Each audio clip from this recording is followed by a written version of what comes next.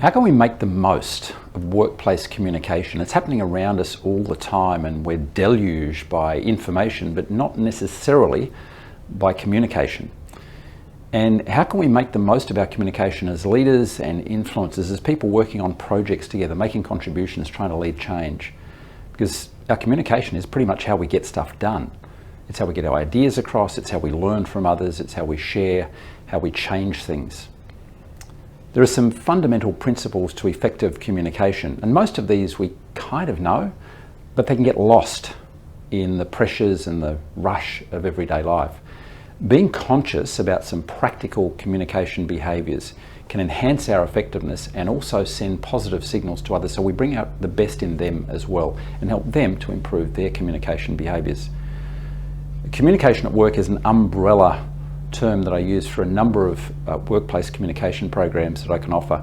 And the first one of these, and the main one, is Communicating to Influence, which looks at everyday practices and principles, things like understanding how we show up to other people in terms of our presence with other people, our attention, which is so important, so valuable, and so often too distracted, and that immediately alters and shifts the communication context within which we're working. Our listening skills, again, when people show up for us and really listen attentively, when they give us their attention, we feel that sense of respect and connection.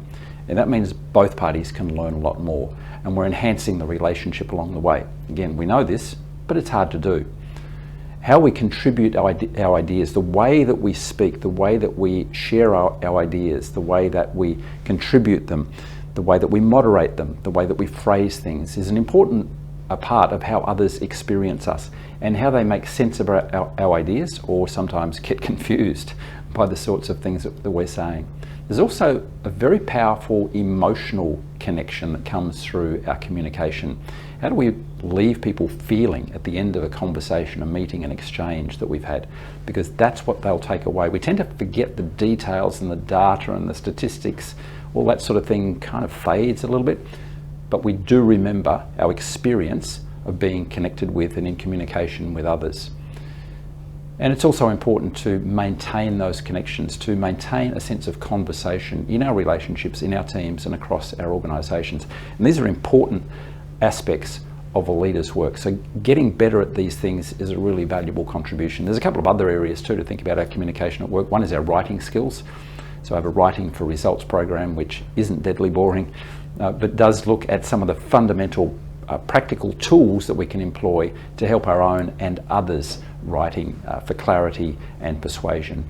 And then also there's the Presentation Skills Workshop, which gives people an opportunity to workshop their presentation skills, practices, how they put their ideas together. I look at developing the presentation and delivering the presentation. And this isn't just for formal set-piece presentations, but also for the everyday presentations that we do, where we have an opportunity to contribute our ideas in meetings or in interview situations. This sort of spontaneous presentation formats, and the skills that are developed there carry over into so many other areas. It's a really valuable area of development, particularly for people who have great ideas, great intellect, great contributions to make, but sometimes are hesitant about the way in which they present those things. So if you'd like to talk to me about ways that you can continue to develop your communication at work, please just let me know.